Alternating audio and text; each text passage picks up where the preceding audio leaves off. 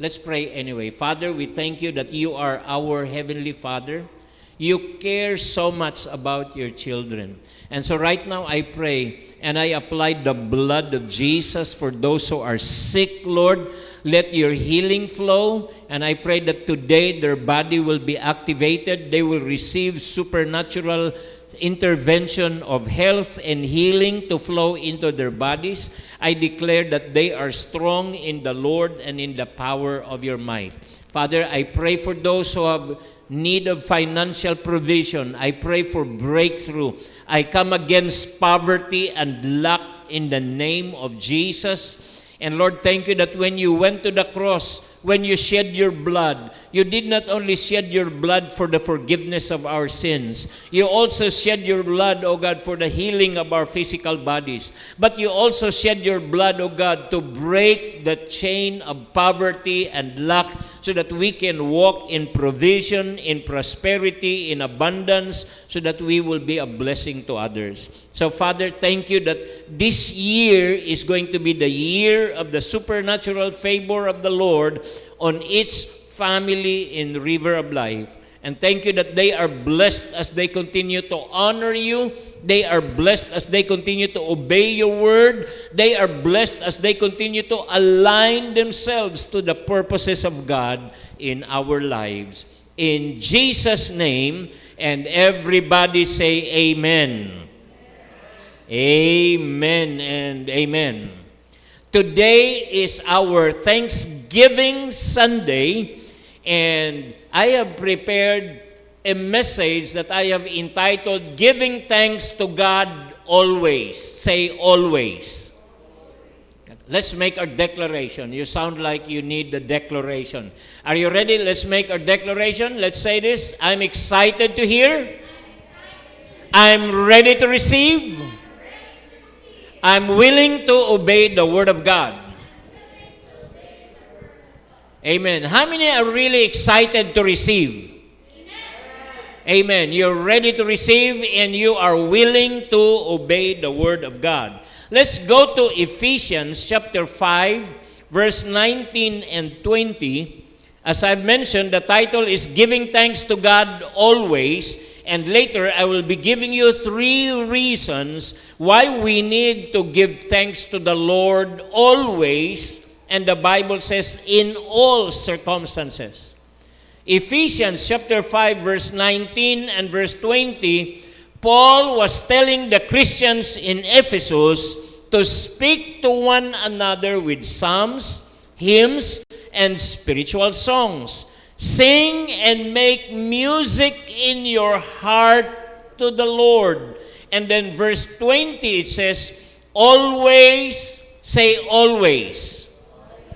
Not sometimes, not most of the times, but always giving thanks to God the Father for everything. Say everything. Not for many things, not for almost all things, but it says everything in the name of our Lord Jesus Christ. Sa Binisaya, si Paul nagadasig nato nga atong pasalamatan ang Dios kanunay, ingna kanunay. Kanunay naghatag og pasalamat ngadto sa Dios nga atong amahan alang sa tanang butang.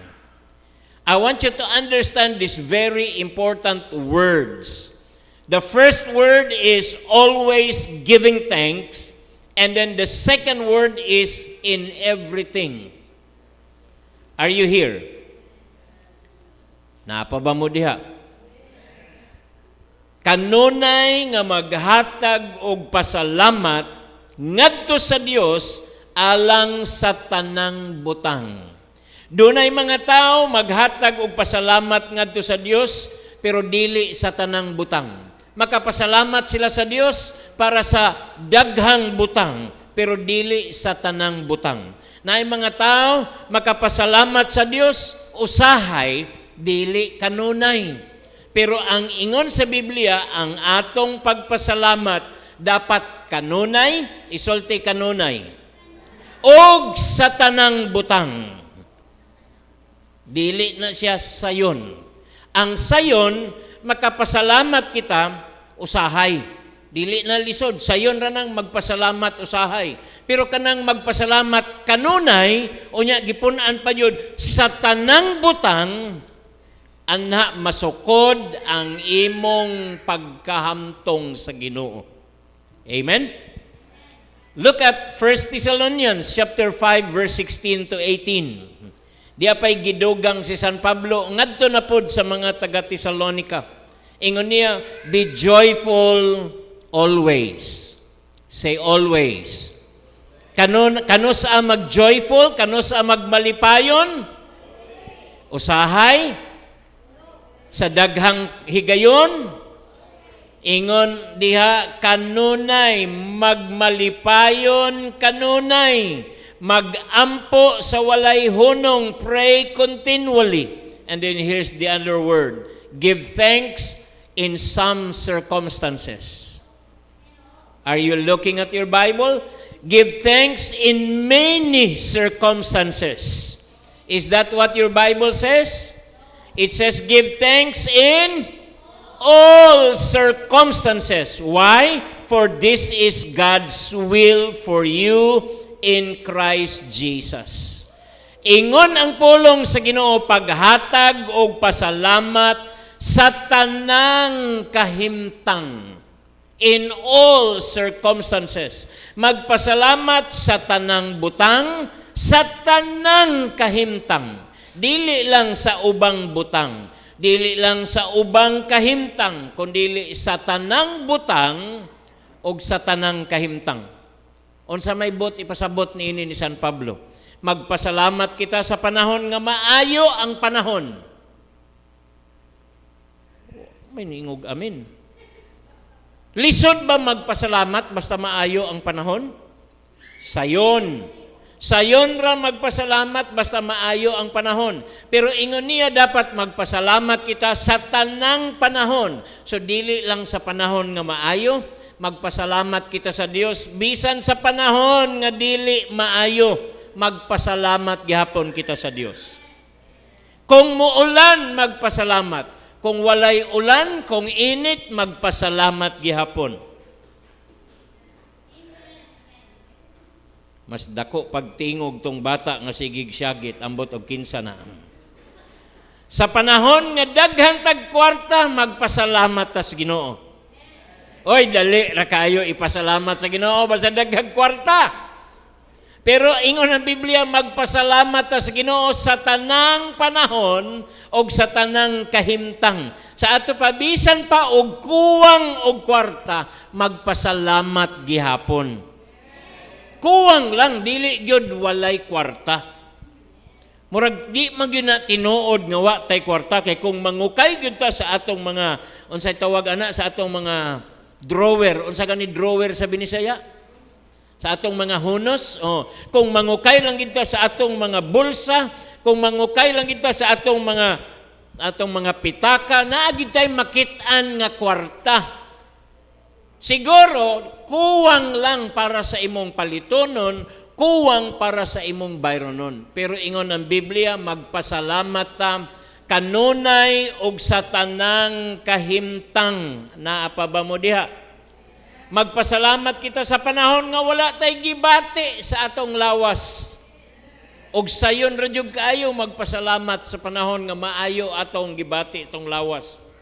Ang uban bagot-butan lang yun ba? Bisag walay gibati, dili kabalong mo pasalamat. Pero ingon ang Biblia, dapat sa tanang butang o sa tanang kahimtang.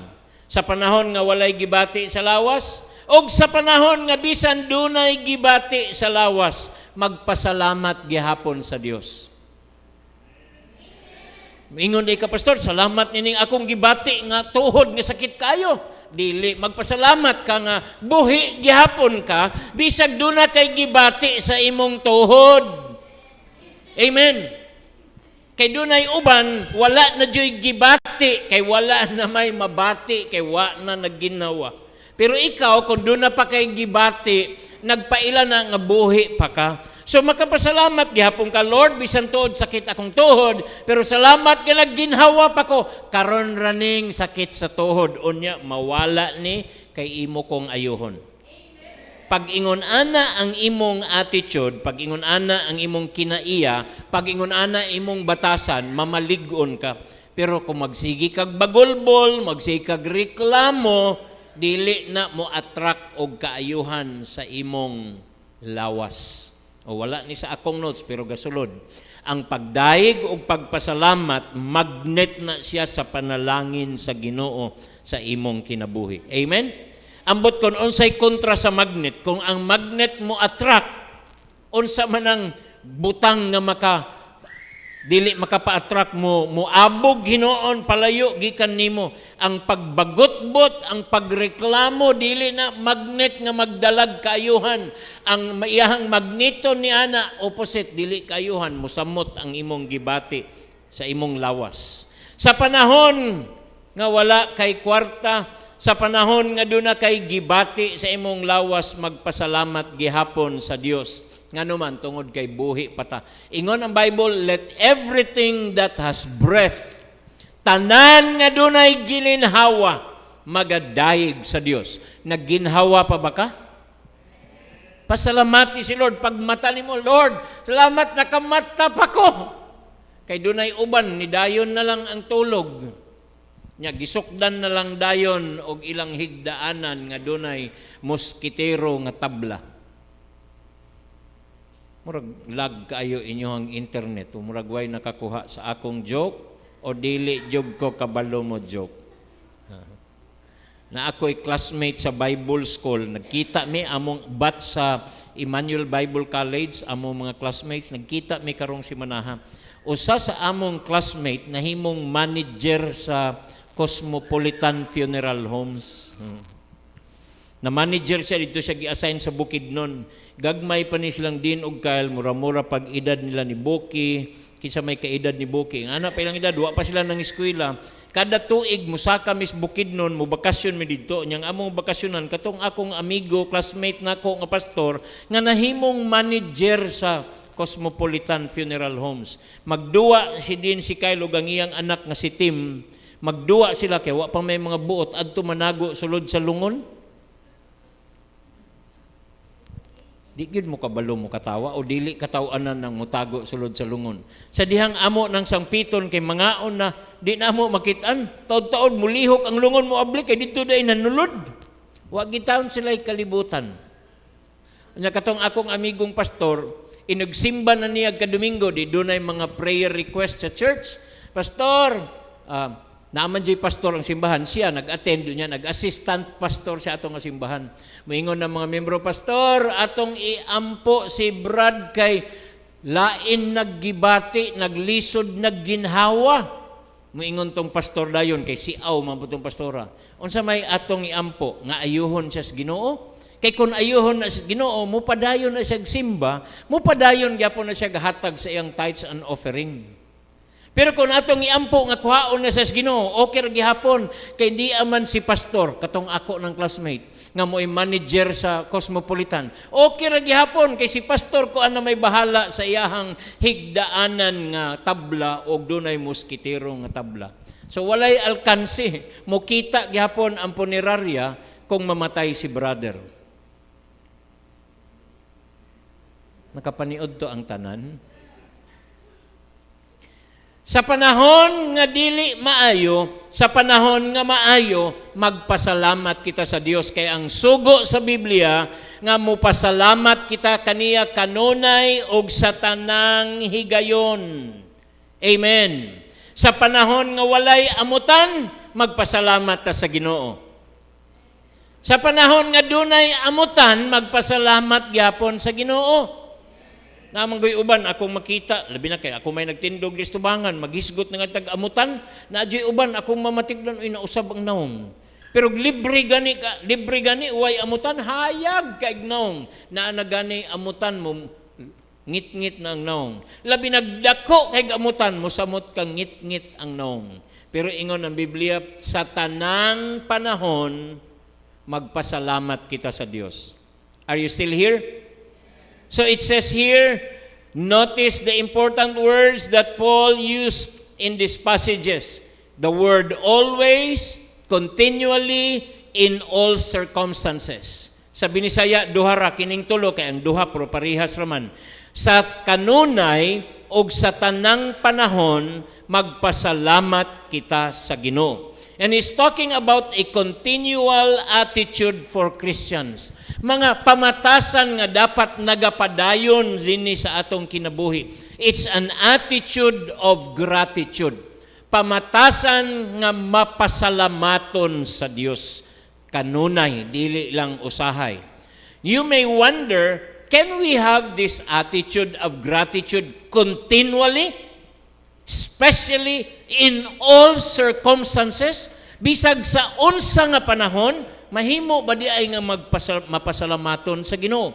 Pastor, kung ang among balay na bahaan, magpasalamat gihapon sa Ginoo? Magpasalamat ba gihapon sa Ginoo?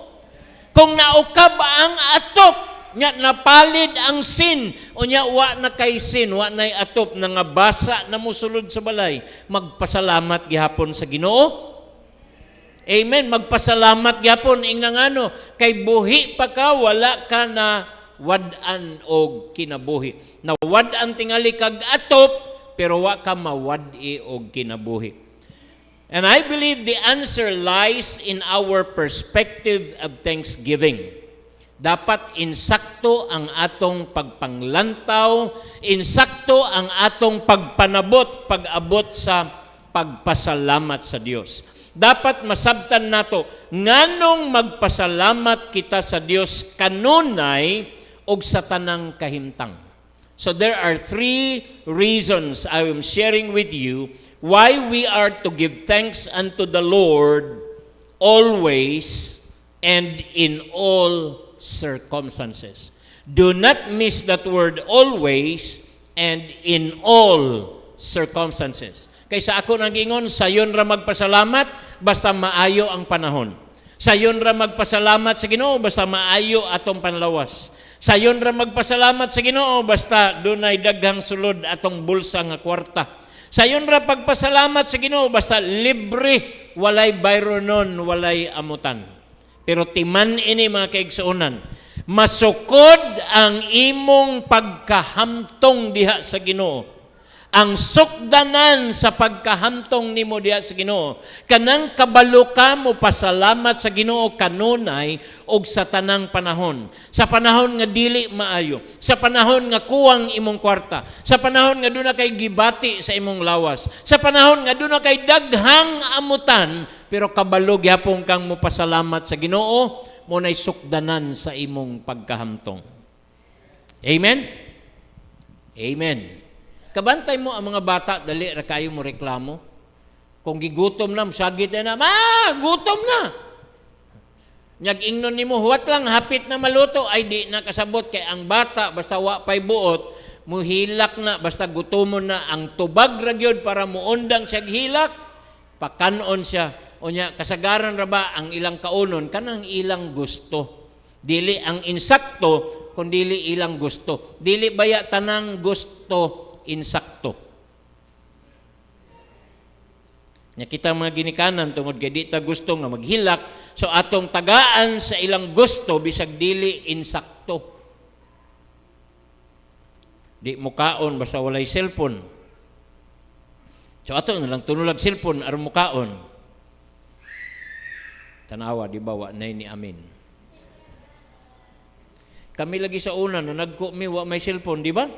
Kanya din nakaabot atong panahon nga wa pay cellphone, mukaon man lagi ta. Nganong karon ang bata kinahanglan jud tunulag cellphone aron mukaon. Di na lang ko mupadayon diha.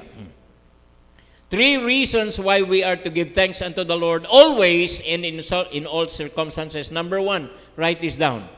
Magpasalamat kita sa Ginoo sa tanang panahon o sa tanang sitwasyon tungod kay number 1, it pleases the Lord. Makapahimuot sa Ginoo ang pagpasalamat kaniya sa tanang panahon o sa tanang sitwasyon. Psalms 107 verse 1. Ingon ang Bible, give thanks to the Lord for He is good. His love endures forever. Nag-ingon din ni pagpasalamat sa Dios nganuman tungod kay siya maayo nga Dios. Give thanks to the Lord for He is good. 1 Thessalonians 5:18 it says, give thanks in all circumstances, for this is God's will for you in Christ Jesus. Listen to this. Ang pagpasalamat sa Ginoo dili suggestion. Ang pagpasalamat sa Ginoo sugo sa Dios nga kinahanglan atong buhaton. Ug ang ingon ra ba diha, give thanks in all circumstances. The practice of giving thanks to the Lord is clearly His divine will for each one of us. Iyaning kabubuton kada usa nato nga magpasalamat kita kaniya. God is pleased, malipay ang Dios when we do what He desires us to do in regard to any matter. Sa bisan unsang butang sa diyang gisugo ta sa Ginoo ug sa diyang ato siyang tumanon, malipay ang Dios. Amen. Kung niingon ang Biblia nga sa unang adlaw sa semana, dapat imong unahon ang Dios. Dili ba mo na iyang sulti ngadto sa mga taga-Korinto? Mo na gisulti ni San Pablo. Sa Old Testament, ang ikapito nga adlaw mo ay adlaw sa pagsimba. Pero sa New Testament, ingon ni San Pablo, sa unang adlaw sa semana, imong igahin ang imong panahon o bisan ang imong mga halad nga imong giandam, imo nang ihatag sa Ginoo sa unang adlaw. And when we do what He desires us to do, He is pleased. Malipay siya. So ang rason nga nung magpasalamat ta sa Ginoo tungod kay malipay siya o mahimuot siya kanato. We need to learn how to count our blessings rather than list our misfortunes. Na yung mga tao nga mas sayon nila paghinumdum sa ilang mga kalisdanan nga nagian. Na yung uban nga makahinumdum pag yun sila unsay mga kalisdanan nila sa diyang nag-lockdown. Pila na katuig milabay, gikan nag-lockdown. 3 years na mo, 4 years na, kay 2020 man nag-lockdown, tama? Nya 2025 naman karon, sumudagan og upat na katuig, pero ang uban dili pagyud makalimot sa ilahang mga kalisdanan sa panahon sa COVID. We need to learn how to count our blessings instead of our misfortunes. Amen. Now, I do not know if you have read the message I sent to you yesterday that you need to bring, nabasahan to ninyo, bring a list of things you want to thank the Lord for the year 2024. Dapat imo nang kita mo na unsay naa diri sa wala ninyo. Unsay ngalan? January. Diri sa tuon ninyo December. I strongly believe because God is a good God. Pila nyo nagtuo nga ang Dios maayo nga Dios. Kung maayo siya nga Dios, doon nagitsay gihimo ni adtong January 2024 nga maayo sa imong kinabuhi. Doon na siya gihimo nga maayo pagka February. Doon na siya gihimo pagka Marso nga maayo. Doon na siya gihimo nga maayo pagka Abril. Kada bulan, nagtuo gani ko, kada semana, doon na siya ginahimo nga maayong butang sa atong kinabuhi. Ang pangutana mo ni, makahinumdum ka. Makahinumdum pa kag unsay ang gihimo pagka January, makahinumdum pa kag unsay ang gihimo pagka February, pagka March, pagka April, basig ang imo na lang mahinumduman pagka December, atong Pasko na lang. Makahinumdum pa kag atong imong birthday, kung unsay gihimo ni Lord. Makahinumdum pa kag atong imong anniversary, kung naminyo ka wedding anniversary, o basig na nag-away mi pastor sa among anibersaryo ay way may magtingog, mao lagi na imong mahinumduman ang bati. Dili nimo mahinumduman ang nindot. So let me ask you a question. Did you bring your list of thanksgiving? The list of what you want to thank God for 2024? Did you also bring your list of thanksgiving for what you are believing God for 2025? Dapat na kay mga lista daan, Lord, karong 2025 wala pa man pero pasalamatan ta na kang daan Bisag wala pa ni nako madawat, salamat Lord nga karong tuiga ako ning madawat, maminyo na jud ko karong 2025. Wa ko'y kaslon karong 2025. O tingali mo yung ka, Lord, karong 2025 mo graduate na gyud ko sa akong pag-eskwela. Kapoy na kaayo, sige balik-balik sa eskwelahan.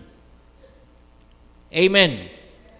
Gani, nagplano ko nga move on ranin ako kay Onya, motuningong ko nga pagdala mo sa inyong listahan, and let's fill our worship celebration, our Thanksgiving celebration with our testimonies of what the Lord has done in 2024 and our expectations for the year 2025. Ngano man, kung mapasalamaton kita sa Ginoo, malipay ang Ginoo kanato. It pleases the Lord when we thank Him all the time. Are you here? Number 2, it proclaims our gratitude.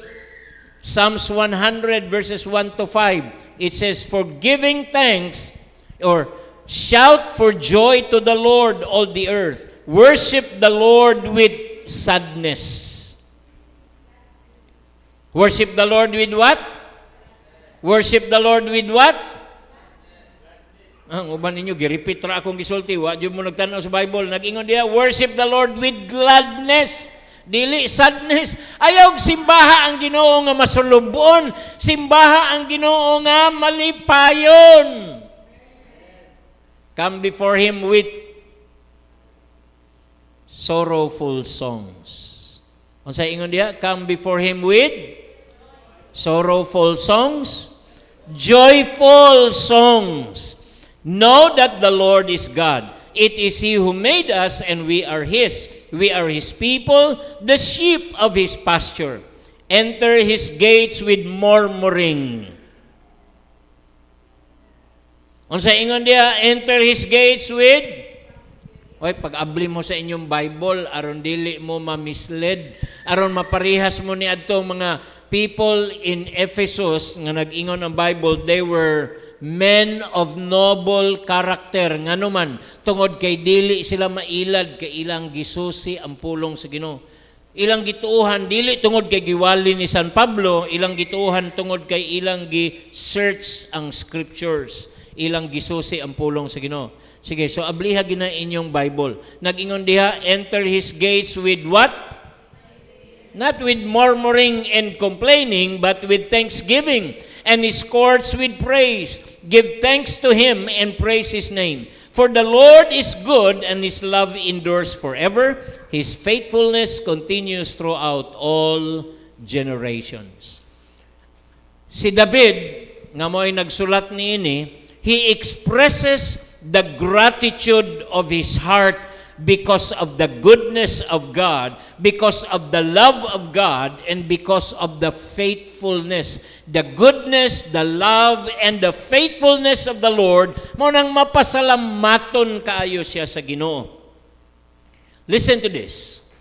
Psychologists today tells us that sincere gratitude, kanang mapasalamaton nga batasan, sincere gratitude and thanksgiving is the healthiest emotion of all human emotions.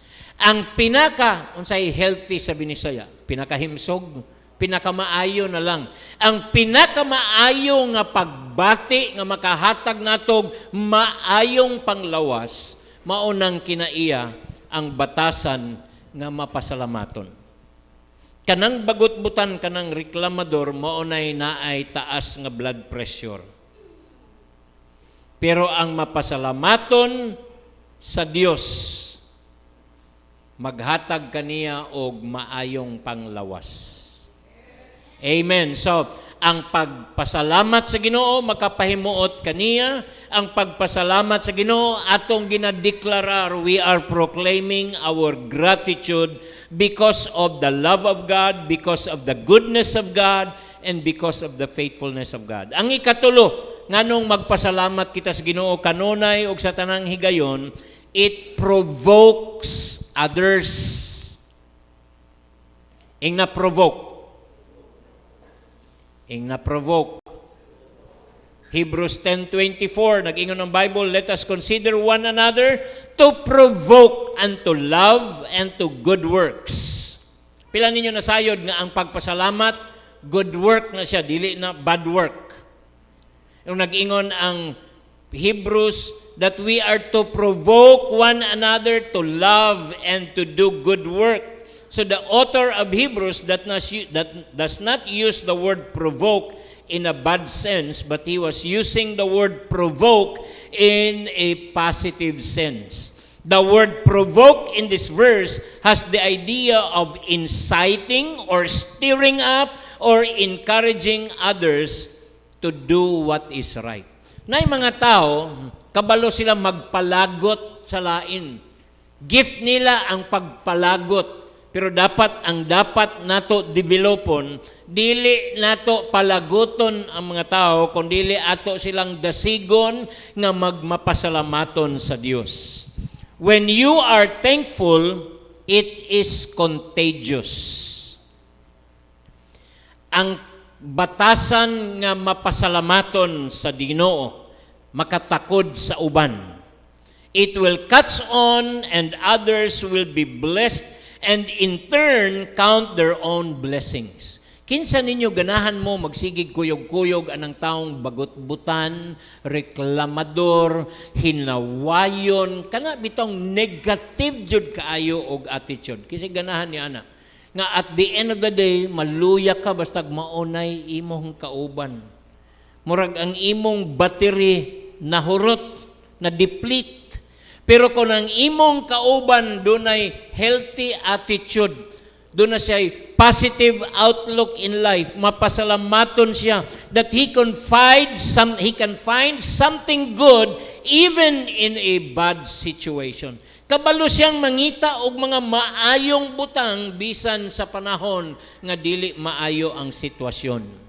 An attitude of gratitude is like a coronavirus. It is contagious. Dali mo takod ang kinaiyang nga mapasalamaton. Amen? Bisan pag naguol ang ubang mga tao, inigabot niya tungod kay doon na siya batasan nga mapasalamaton, madasig ang iyahang makauban. Kung kinsay iyang mapadulan, kung kinsay iyang matandugan, malig-on og madasig. Ang pagkabagutbutan, manakod po na siya. Kung di ka magbantay, kung ang imo makauban, sige nagreklamo, init. O tingalig mo, ingon na, dugayang, Pastor Mahuman. Ingon pagkabitaw, no? Giduka na gani ko, katulgon na ko. Kaya ang pagkabagutbutan, manakod, sama rapod nga ang pagkamapasalamaton, manakod. So choose what kind of various are you. Are you going to be a good virus? Or are you going to be a bad virus? Nga pag naa ka, malipay sila. O wala ka, mingawon sila nimo. Or ikaw ba ang tao nga pag wala ka, nalipay sila. Inigabot nimo, maguol sila. Kay ngano man, ang imong dala, dili healthy virus. It's an evil virus that is contagious. So today, let me encourage you. Develop an attitude of gratitude. Pagbaton og mapasalamaton nga kinaiya og batasan.